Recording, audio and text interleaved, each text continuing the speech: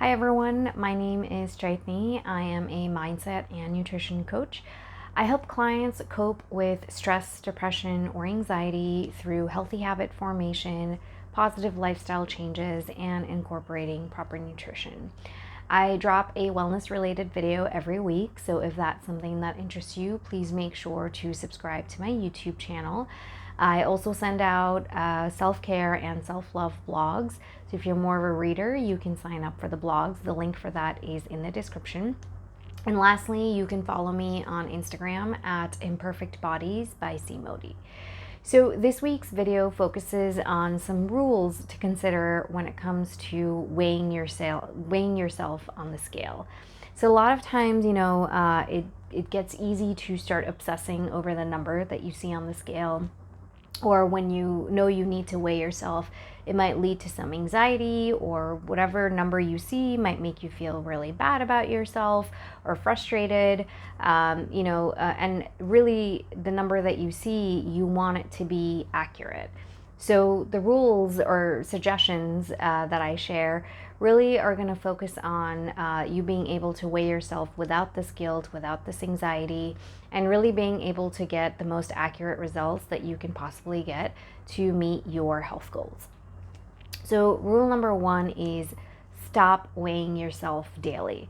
That's the worst thing that you can do, because there are way too many bodily fluctuations that happen on a regular basis, that if you start weighing yourself every single day, you're really gonna just obsess over a number that's probably not correct. With your hormones, with water retention, with sleep, any digestive issues, all of that plays a role. So try to not weigh yourself every single day. So instead of weighing yourself every single day, try to just weigh yourself once a week. And then tip number two kind of goes along with this is be consistent. So don't just randomly decide to weigh yourself. Instead, pick a specific day and a specific time when you're going to weigh yourself on a weekly basis. It could be Fridays at 7 a.m. or Tuesdays at 10 p.m., whatever works for you, but make sure you are consistent. So it's the same day and the same time every single week.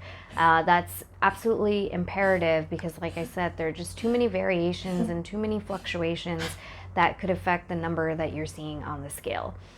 So it's important to just pick one day and pick one time and do it.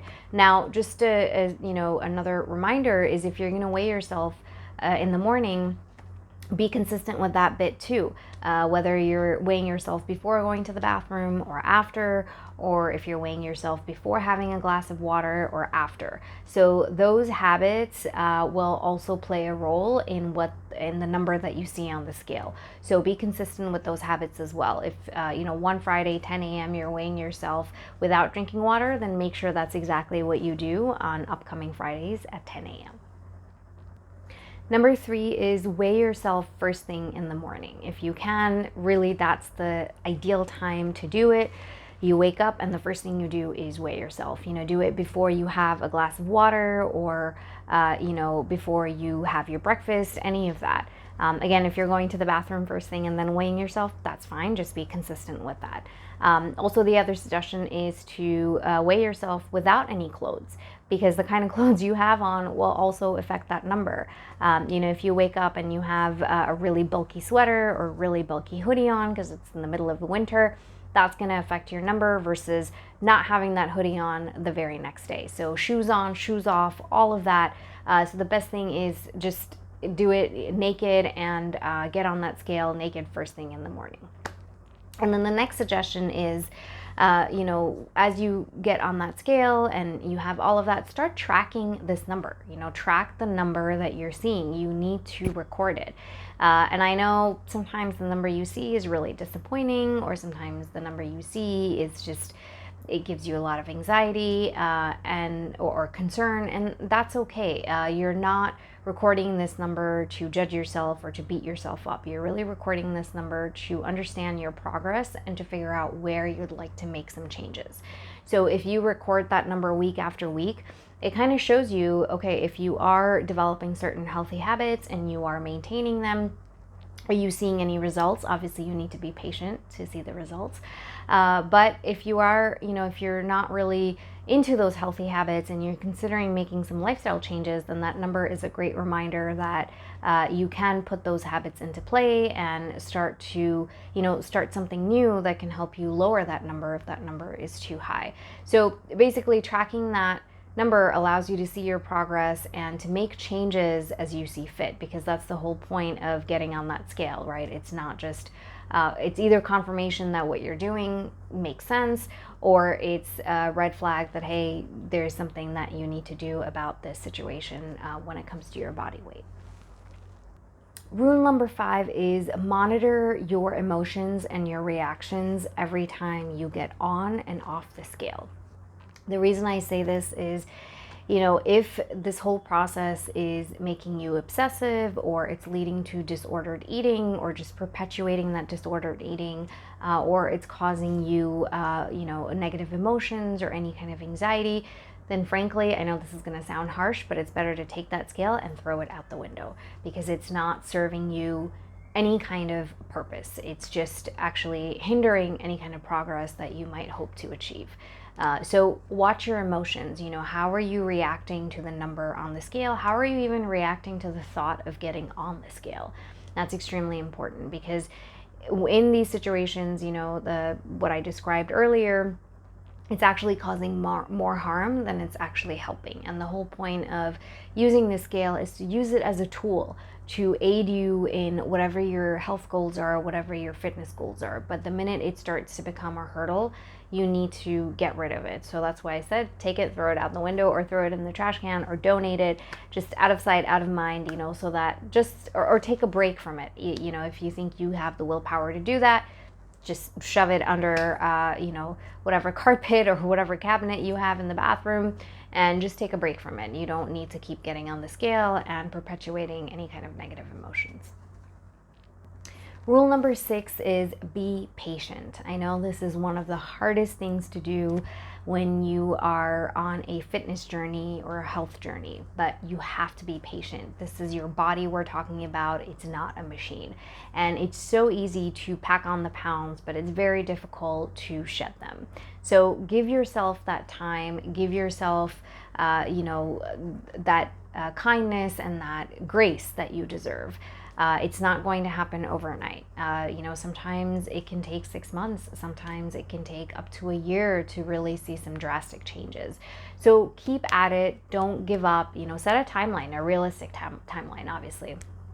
And then start to see your progress, start to make changes as you think you need to make the changes, because maybe your diet isn't working, or maybe your fitness routine isn't working. Take all of that into consideration.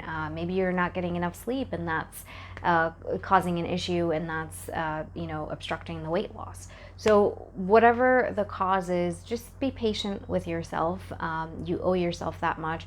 Also, everybody's metabolism is unique, so don't compare yourself to your friend's weight loss journey, or a family member's weight loss journey, or even your spouse's weight loss journey. That's very different. Your metabolism is going to be different than that other person. Your age, your gender, your history, all of that plays a role in weight loss and the number that you see on the scale. So moral of the story is be patient, be kind to yourself. I would say give yourself at least a year to see some solid results and to know that you are headed in the right direction. And then rule number 7 is that weighing is not the only way to figure out whether you are losing weight or gaining weight. There are many other ways to figure out where you stand in your weight loss journey. One of the easiest ways is how do your clothes fit? Obviously, if you're shedding the pounds, the clothes are going to start to feel looser. They're going to be more comfortable. So check that. How do the clothes fit? How do the clothes feel? What are your energy levels like? You will start to notice that the healthier you become, the higher your energy levels. You feel less tired, you feel less lethargic, you feel more productive, and you feel more energetic. So that's something else that you can look at as well. Think about what your health journey is doing to your thoughts, to your feelings, to your mindset, to your habits. Are you choosing fruits and veggies over processed food? What are your cravings like? What are you thinking in your mind that, oh, I really feel great, or I want to choose that apple over a bag of Cheez-Its or, potato chips. Or I would rather have a glass of water or sparkling water over choosing that alcoholic beverage. So all of these things, look at the whole picture, not just that one number on the weighing scale. Start to pay attention to your habits, to your thoughts, to your feelings, the way your clothes fit, your energy levels, all of that. And then figure out, all right, this is another way for me to tell whether I'm headed in the right direction or not. Another big one is your waist circumference. The minute you start to lose weight, you will notice a change in your waist circumference. Again, be patient with that. That's not going to happen overnight. It's very easy to add inches, but it's very difficult to lose those inches.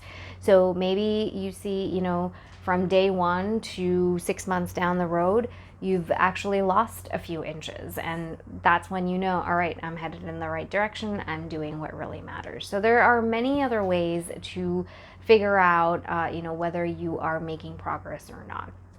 So these are pretty much the rules of getting on the weighing scale, and it's really important to keep all this in mind, because it gets very easy to just focus on that number and think that number is going to dictate whether you are healthy or not. But you are not just your diet, you are not just your movement, you are your thoughts, you are your mindset, and most importantly, you are your habits. So that's why I say use the scale, but be cautious with it. That's not the only indicator of how well you're doing or how well you're not doing. So as always, thank you so much for stopping by. I hope you take great care of yourself between now and the next time I catch you. And in the meantime, take care of yourself, and I will see you soon. Thank you so much. Bye-bye.